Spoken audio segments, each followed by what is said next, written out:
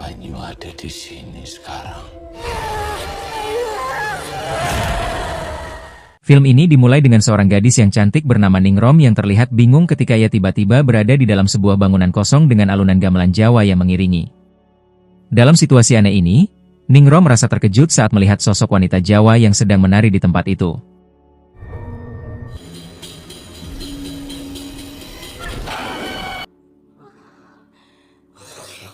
Saya sudah menduga bahwa semua ini hanyalah mimpi buruk yang akan menjadi pertanda di masa mendatang. Beberapa saat kemudian, Ningrum yang biasanya tinggal di kos terlihat keluar dari kamarnya untuk mengambil air minum. Namun, pada saat itu, ia tiba-tiba merasakan sesuatu yang aneh. Selamat ulang tahun. Nggak tahu gue, lu cuma alasan aja. Wah, dia kira itu hantu. Ternyata, teman sekosnya hanya berusaha memberi kejutan untuk ulang tahunnya. Tak lama setelah itu, sambil menikmati kue ulang tahun, Ayu yang mirip dengan dia imut berencana mengajak Ningrum untuk pulang kampung ke desanya di Desa Kelawangin. Ia merasa tidak enak meninggalkan Ningrum sendirian di kos. Kemudian, Ayu yang menyadari bahwa Ningrum tertarik dengan tarian tradisional menyatakan bahwa desanya adalah tempat lahirnya banyak penari berbakat di Pulau Jawa. Desanya tidak kalah dengan desa penari yang ada di Banyuwangi. Mendengar hal tersebut, Ningrum yang sedang mempertimbangkan undangan Ayu segera kembali ke kamarnya. Setibanya di kamar, Ningrum yang penasaran langsung mencari informasi tentang Desa Kelawangin di internet. Namun, di tengah pencariannya, ia merasa terkejut setelah membaca berita tentang hilangnya para penari berbakat 10 tahun yang lalu. Pertanyaan yang muncul, misteri apa yang tersembunyi di desa itu? Keesokan harinya, Ningrum terlihat menemani Ayu untuk membeli oleh-oleh di pasar tradisional. Namun, tiba-tiba saja, Ningrum bergegas mendekati seorang wanita tua yang tampak cuek di dalam toko antik. Selendang ini yang terpilih oleh selendang itu bakal... Ketika Ningrum mengambil sebuah selendang merah, wanita tua tersebut mengatakan bahwa selendang itu telah memilih Ningrum sebagai pemiliknya. Meskipun merasa aneh dengan pernyataan tersebut, Ningrum yang membutuhkannya langsung pergi tanpa berpikir panjang. Setelah memperlihatkan selendang dan tusuk konde geretongan yang diberikan oleh si wanita tua, Ningrum diberitahu untuk tidak terburu-buru menerima barang dari orang lain. Namun, karena Ningrum tidak terlalu percaya pada hal-hal seperti pamali, ia langsung mengajak Ayu pulang. Dan yang mengejutkan, toko barang antik yang sempat Ningrum masuki ternyata adalah toko gaib. Kenyataannya, toko itu sudah ditutup sejak lama. Singkat cerita, setelah mempersiapkan barang bawaannya, Ningrum yang memutuskan untuk pulang kampung bersama Ayu menyimpan selendang dan konde dari simak ke dalam lemari. Dalam waktu singkat, mereka pun berangkat menuju Desa Kelawangin dengan menggunakan bus TKM yang terletak di ujung kabupaten. Setelah tiba di gerbang desa, Ayu yang sudah terlanjur basah mengajak Ningrum untuk melewati hujan. Setibanya di rumah, Ayu langsung memperkenalkan Ningrum kepada ibunya, Marsih. Namun tak lama setelah itu, ayah Ayu, Pras, terlihat tidak senang ketika Ayu membawa temannya. Di tengah suasana canggung, Marsih yang khawatir Ningrum dan Ayu bisa masuk angin segera meminta mereka untuk mandi. Singkatnya di malam itu, saat Ningrum melihat ponselnya mati, ia segera mengambil charger dari tas. Ningrum pun merasa sangat terkejut ketika mendapati selendang dan konde tiba-tiba ada di dalam tasnya. Padahal, sebelum pergi, ia yakin tidak membawa barang-barang tersebut. Sementara itu, di kamar Bu Marsih dan Pras yang sedang tidur, mereka tiba-tiba terbangun karena gangguan aneh.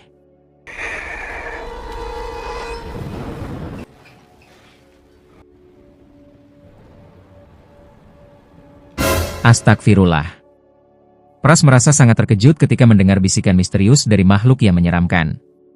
Di tengah rasa terkejutnya, Pras yang merasa tidak enak hati dapat terlihat memandangi foto adiknya yang telah tiada. Keesokan harinya, Ayu yang berencana mengajak Ningrum ke sanggar menari, langsung berpamitan kepada ibunya. Menari. Jadi, Bubu mengajakmu ke sanggar tari di sini, Bu. Setibanya di sanggar tari, Ayu segera memperkenalkan Ningrum kepada seorang pengajar tari tua bernama Mbah Sarti. Beberapa saat kemudian, seorang pria yang mirip Aliando GGS terlihat malu-malu saat berkenalan dengan Ningrum. Pria bernama Mas Dirja ini adalah seorang pemain saron. Ketika latihan tari dimulai, Dirja tampak mencuri pandang pada Ningrom. Menyaksikan itu, Ayu langsung menarik Ningrom untuk menunjukkan bakat tarinya. Lagi pula, Ningrom pernah meraih juara di lomba tari tingkat kecamatan. Namun saat anak-anak memaksanya menari, perhatian Ningrom tertuju pada penari Jawa berselendang merah yang berada di bawah pohon golkar seakan mengerti apa yang Ningrom lihat.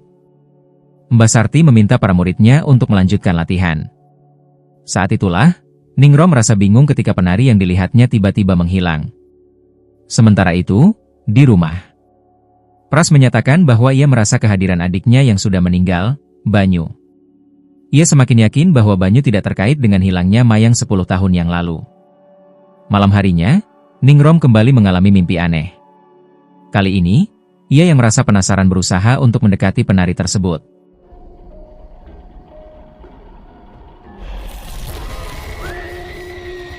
Astagfirullah. Tiba-tiba Ningrom sangat terkejut ketika kepala penari itu berputar seperti burung hantu. Di tengah kepanikan, Ningrom lari saat melihat sosok setan hitam yang mengejarnya.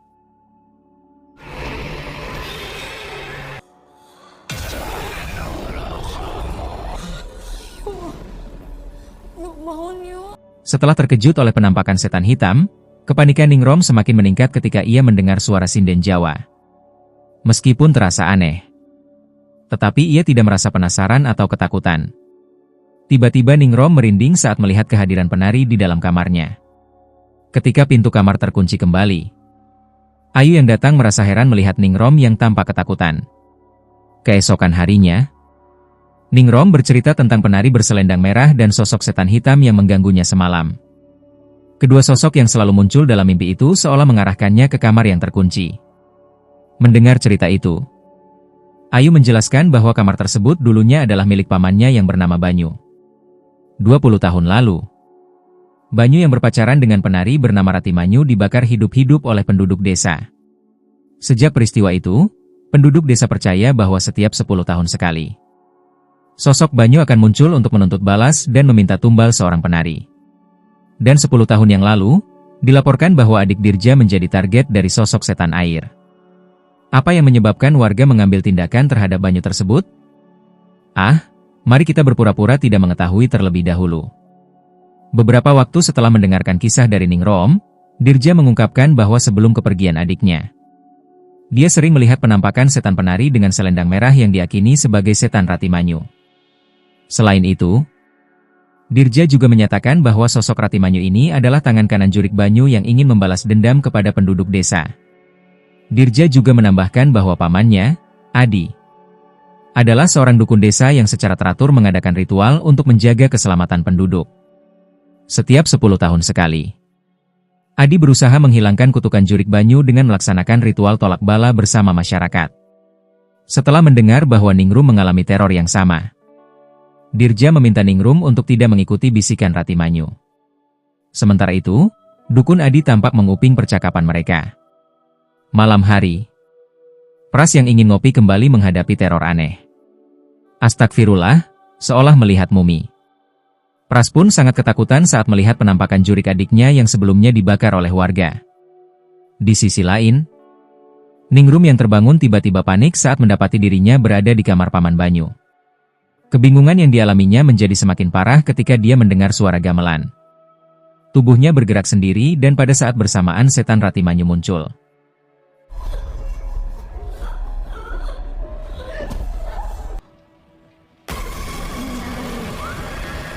Beberapa saat setelah itu, Ayu terbangun dengan panik mendengar teriakan Ningrom dari kamar pamannya.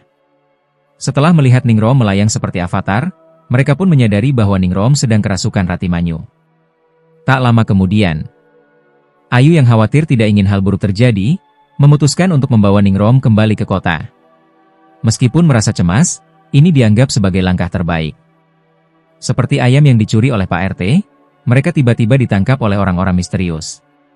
Siapakah mereka ini? Pagi harinya, Ningrum terbangun dan langsung panik ketika menyadari dirinya berada di rumah Aliando. Kemudian, Dirja berusaha menenangkan Ningrom, menjelaskan bahwa dia menemukan Ningrom tergeletak di tepi jurang setelah diserang oleh kelompok misterius. Dalam keadaan syok, Ningrom langsung bertanya tentang keberadaan Ayu. Dirja memberitahu bahwa Ayu sudah dibawa ke rumahnya. Dia juga meminta Ningrum untuk beristirahat sejenak sampai situasi menjadi lebih baik. Namun, entah karena kebodohan atau ketertarikan, Ningrum yang terpesona oleh ketampanan Dirja tanpa ragu mempercayai kata-kata tersebut. Malam harinya, sambil merokok bako linting, Dukun Adi yang mirip Nugi The Dance Company meminta Dirja untuk menahan Ningrum lebih lama. Sementara itu, dia akan mempersiapkan ritual terlebih dahulu. Adi yang menyadari bahwa Ningrum telah terpilih sebagai tumbal, bekerja sama dengan Dirja untuk menculiknya. Astagfirullah. Dirja sangat terkejut saat melihat sosok Jurik Ireng yang berdiri di tempat itu. Pada malam yang sama, Bu Marsi terlihat sibuk merawat Ayu yang baru sadar. Ketika Pras tiba, dia mengungkapkan bahwa anak buahnya belum dapat menemukan Ningrum. Ayu yang khawatir meminta bapak untuk segera menemukan Ningrum sebelum dijadikan tumbal di desa tersebut. Kembali ke Adi, setelah memanggil warga desa dengan cara teror, Adi bersiap untuk melakukan ritual penumbalan. Setelah semua persiapan selesai, Adi meminta anak buahnya untuk membawa Ningrum. Di saat itu, Ningrum merasakan kepanikan ketika kembali mendengar suara gamelan Jawa. Hal tersebut sangat mengganggu, seolah-olah mengendalikan jiwanya. Ratimanyu tampak menarik perhatian Ningrum. Namun, pada saat yang sama, Dirja datang dengan cepat dan menggagalkan situasi tersebut. Beberapa saat kemudian, Dirja menceritakan kejadian tragis yang menimpa Banyu. 20 tahun yang lalu, Banyu yang sering memberikan bantuan sosial malah dituduh melakukan praktik sihir setelah warga yang menerima bantuan mengalami penyakit aneh hingga meninggal dunia. Di tengah kemarahan masyarakat, Banyu diarah ke lapangan untuk dihukum. Sangat tragis. Petugas bantuan sosial itu pun tewas dengan cara mengenaskan setelah dibakar oleh penduduk desa. Sejak saat itu, banyak orang percaya bahwa roh Banyu semakin mengganggu untuk membalas dendam. Dirja menambahkan, setelah kematian Banyu, Ratimanyu yang patah hati terlihat mengakhiri hidup di antara pohon salak yang rimbun. Selain itu, Dukun Adi yang dulunya menyukai Ratimanyu menjadi sangat gelisah setelah mendengar kabar kematian Ratimanyu yang ditemukan dengan tubuh penuh duri salak. Melihat orang-orang suruhan Adi datang, Dirja segera mengajak Ningrum menuju sanggar, dengan alasan untuk menghilangkan kutukan terhadap Ratimanyu. Padahal, sebenarnya, Ningrum akan dijadikan korban oleh Adi. Sementara itu, Pras yang menyadari rencana jahat itu segera berpamitan kepada istrinya. Terlebih lagi, saat ini adalah saat yang tepat untuk mengungkap kesalahan Adi dan memperbaiki nama Banyu yang ternoda oleh fitnah. Lebih dari itu, Pras menyatakan bahwa Ratimanyu justru berusaha melindungi Ningrum dari setan hitam yang ingin menjadikannya tumbal. Kembali ke Ningrum, sesaat sebelum tiba di sanggar, ia tiba-tiba mengalami perjalanan astral dan berpindah ke dunia gaib. Di dunia gaib, Ningrum melihat Banyu dianiaya oleh warga desa yang terpancing oleh penipuan Dukun Adi setelah cintanya ditolak oleh Ratimanyu. Adi mulai menghujani warga dengan sihir dan memfitnah Banyu sebagai pelaku penipuan yang telah mengorbankan penduduk melalui bantuan sosial. Setelah Adi terbakar, rakyat pun pergi meninggalkan sanggar dengan kemarahan. Setelah melihat visi dan kenyataan yang terjadi, Ningrum yang panik langsung diarahkan menuju tempat ritual. Namun, keberuntungan berpihak pada Pras yang hadir untuk mencoba membatalkan ritual tersebut. Sebelum ritual dimulai, Adi bersiap untuk menghabisi Pras yang ingin membongkar rahasianya. Di sanalah Pras mengungkapkan bahwa ada yang bersekongkol dengan setan hitam sebagai pelaku yang telah memfitnah Banyu dan mengorbankan warga desa. Pras juga memarahi Dirja yang membiarkan Mayang dijadikan tumbal. Mendengar serangkaian fakta yang diungkapkan Pras, Adi yang marah berencana untuk berbuat sesuatu. Mengagetkan, Ningrum terkejut melihat Pras tewas ditusuk dengan pisau pramuka. Tak lama kemudian, Adi yang tidak ingin membuang waktu segera memulai ritual pengorbanan. Namun, pada saat yang sama, Ratimanyu yang berusaha menghentikan ritual meminta Ningrum untuk menari, dengan harapan hanya tarian itulah yang bisa menghentikan semuanya. Saat Ningrum mulai menari, Adi akan melanjutkan ritual tanpa kesulitan mencabut kerisnya. Di saat itu, setelah mendengar kata-kata Pras yang tampak benar, Dirja yang akhirnya tersadar berupaya menggagalkan semua ini. Akhirnya, dengan teknik bola api Uchiha Sasule, Adi pun terbakar hingga mati, sama seperti yang dialami oleh Banyu.